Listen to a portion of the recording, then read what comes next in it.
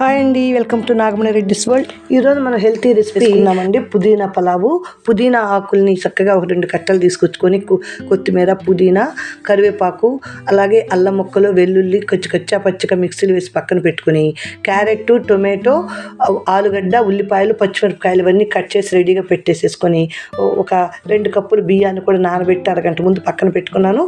దాన్ని ఒక కుక్కర్ గిన్నెలో మనం 2 స్పూన్ల నూనె వేసేసుకొని దానిలో ముందుగా చెక్క, లవంగాలు, ఒక యాలక్కాయ, షాజీరా వేసేసి కొంచెం వేగిన తర్వాత పచ్చిమిరపకాయలు, ఉల్లిపాయలు, అలాగే మనం కట్ చేసి పెట్టుకున్న క్యారెట్ ముక్కలు, టొమాటో ముక్కలు, అలాగే బంగాళదుంప ముక్కలు అన్నీ వేసేసుకొని కొంచెం మగ్గినాయి అనుకున్నప్పుడు దానిలోనే మన మిక్సీలో వేసి పెట్టుకున్న పుదీనా పేస్ట్ కూడా వేసేసుకొని కొంచెం పచ్చివాసన పోయిన దాకా వేయించేసేసుకొని దానిలోనే నానబెట్టిన బియ్యం వేసేసి నీళ్లు సరిపడా 1-1.5 లెక్కన పోసి కుక్కర్లో 2 విజిల్స్ వదిలితే అన్నం రెడీ అండి. ఫుల్ వీడియో నాగమణి రెడ్డిస్ వరల్డ్లో చూడండి.